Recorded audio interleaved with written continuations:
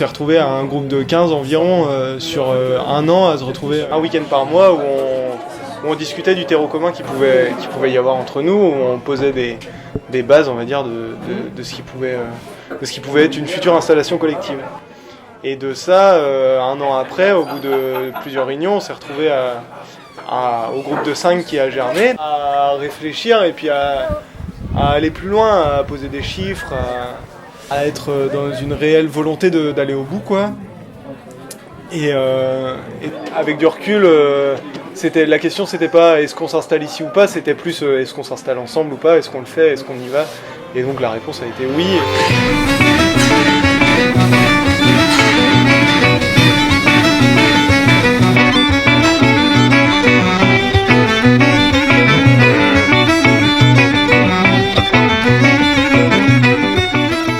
Donc le projet c'est de s'installer donc, sur une ferme de 60 hectares à 5, du coup basée sur deux productions laitières, une production de lait de vache, donc avec la moitié en pinoire bretonne, donc le lait sera transformé en fromage affiné, en tome, en tout ce qui est crèmerie, beurre, et yaourts. Et une partie de ce lait sera aussi vendue en circuit long via l'organisation de producteurs Biolait. Et donc l'autre troupeau laitier sera un troupeau de chèvres. Le lait de chèvre sera transformé en fromage lactique, donc assez frais, de frais à un peu plus affiné.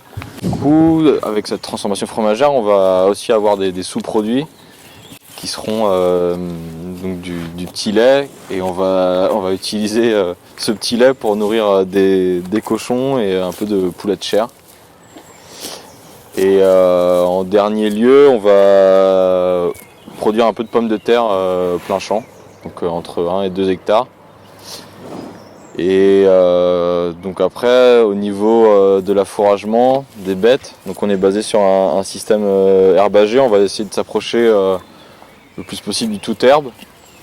Donc pour ça on a 30 hectares accessibles aux bêtes.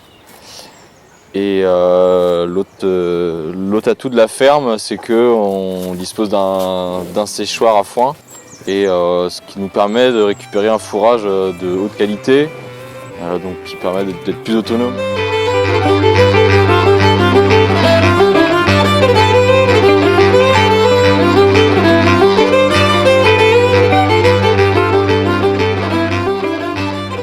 Voilà, on cherche notre cohérence à travers l'autonomie, c'est-à-dire produire tout ce qu'il nous faut pour faire tourner la ferme. Et l'autonomie, c'est aussi entre nous, on est 5, on est complémentaires. Et il y a la cohérence agronomique, mais il y a aussi la cohérence environnementale. Donc avoir des bêtes qui entretiennent des prairies, nous on a quelques zones qui sont sous-exploitées ou qu'on n'a pas envie de labourer, on est là aussi pour... c'est notre manière de préserver l'environnement, de pas défricher, pas défoncer les talus, et puis faire du bio parce qu'on a envie d'apporter des bonnes choses dans les assiettes. Ce qui nous rassemble au moins autant finalement que l'agriculture et la paysannerie, c'est l'aventure humaine en fait. On se retrouve à plusieurs, on se serait pas installé autrement, je pense qu'on avait envie de vivre ça à plusieurs. C'est un très beau métier mais qui est aussi difficile, et pour nous, c'est une manière chouette de relever le défi, quoi. Du coup, on a aussi une organisation à avoir pour que ça fonctionne, tout ça. Parce qu'on a chacun nos caractères, et c'est ça aussi l'humain. Du coup, on commence toutes nos semaines par une réunion pour mettre au point les activités de la semaine, voir qui fait quoi, y compris les repas du midi, tout ça, les petites choses du quotidien.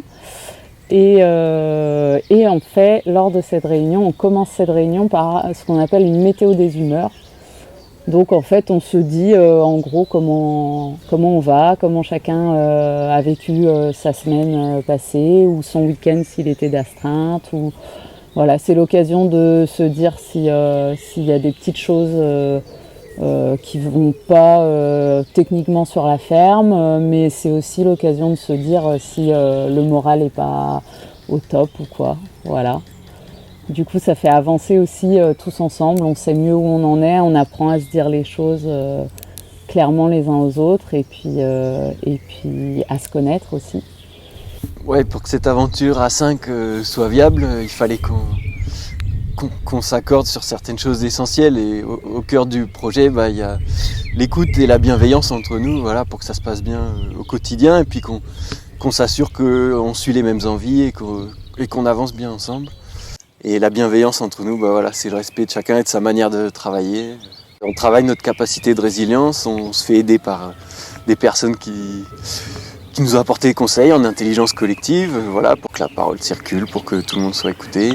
C'est un atout d'être 5, c'est aussi des difficultés parfois.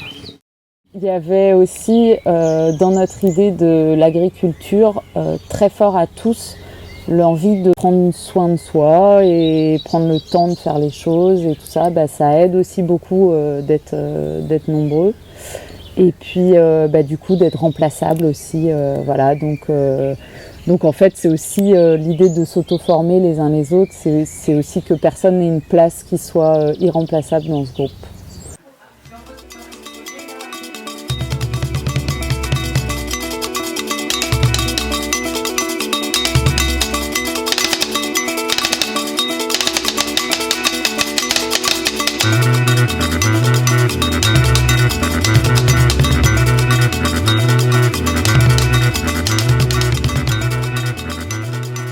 Sur 60 hectares et avec les effectifs qu'on veut avoir, donc pour vous donner une ordre d'idée, on sera à peu près à 30 vaches et une quarantaine de chèvres. Donc c'est des troupeaux qui pour nous correspondent à ce qu'on peut gérer, qui correspondent à une taille humaine. C'est des choix purement subjectifs, mais qui économiquement sont viables si et seulement si on n'a pas à racheter tout l'immobilier de la ferme. Nous, en réfléchissant, on sait qu'il y a aussi des SCI ou des GFA, des groupements fonciers agricoles qui ont été créés avant le nôtre. Donc on s'est dit, pourquoi pas. Et nous, on a poussé encore plus loin le truc, parce que jusqu'à maintenant, tous les SCI ou GFA étaient, on va dire, entre 100 et 150 000 euros. Et nous, on a décidé de faire le rachat entier de la ferme via la SCI. Donc on arrive à un montant qui est de 420 000 euros. Donc c'est énorme. Donc pour notre installation, nous avons décidé de passer par le rachat de la ferme via une épargne citoyenne, donc par la création d'une SCI. Une SCI, c'est quoi ? C'est une société civile immobilière qui permet à des citoyens ou des personnes morales aussi de placer leur épargne dans cette structure, donc qui permettra à terme de racheter la ferme pour notre installation.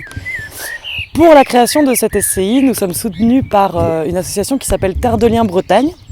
Notre SCI, c'est quoi ? Donc c'est ce que je disais tout à l'heure, une société civile immobilière à hauteur d'un capital de 420 000 euros qu'on divisera en parts d'épargne solidaire de 500 euros. On a fixé quelques prémodalités qui seront validées à l'Assemblée Générale Constitutive, par exemple qui sont un associé égale une voix. Donc je prends 20 000 euros de part, je n'ai qu'une seule voix, je n'ai pas un pouvoir sur ceux qui n'ont qu'une part. Il y aura des mouvements de capitaux tous les 5 ans. Nous, on a fait le pari de s'installer à 5 sur une ferme de 60 hectares. Donc le montant de la SCI peut paraître élevé, donc aujourd'hui il est à 420 000 euros, mais on est 5. Notre idée qui a été approuvée par Terre de Liens, c'est de racheter l'ensemble de la ferme, c'est-à-dire le foncier, 49 hectares, les bâtiments agricoles et la maison d'habitation. Pourquoi on a choisi de faire comme ça ? Principalement pour garder une entité cohérente de l'ensemble de l'exploitation, de faciliter les mouvements qu'il y aura dans les années futures, donc entre nous, ou même si un jour on décide d'arrêter, les personnes qui arrivent derrière, finalement elles auront un outil de travail complet et cohérent sur lequel elles pourront s'installer sans s'endetter. On est la génération aujourd'hui qui faisons l'effort de créer ce type de système-là, mais parce que ça nous parle et parce qu'on pense aussi aux générations futures qui derrière viendront et pourront prolonger ce que nous on est en train de continuer. Que le foncier, les bâtiments, la maison d'habitation, finalement via de l'épargne citoyenne, appartiennent à la société civile. C'est aussi quelle agriculture je veux voir demain, qu'est-ce que je soutiens, quelle campagne j'ai envie de voir, quel paysage dans mes campagnes j'ai envie d'avoir. Voilà. On remarque de plus en plus qu'il y a des gros investisseurs privés qui via des sociétés, achètent des fermes. C'est aussi pour cette raison-là que c'est intéressant de participer à ce type de projet, le nôtre ou un autre. Enfin, nous, on fait le pari de réussir. C'est pas un pari qu'on va forcément gagner, parce que la somme, elle est quand même importante. Mais on a envie d'y croire et on a envie d'y croire avec vous. Aujourd'hui, on sait qu'il y a énormément d'argent qui dort dans les banques, donc de l'épargne de personnes. Nous, ce qu'on propose de faire, c'est de déplacer cette épargne-là pour la mettre dans un projet auquel vous croyez et vous adhérez, quoi. Nous, on y croit en tout cas.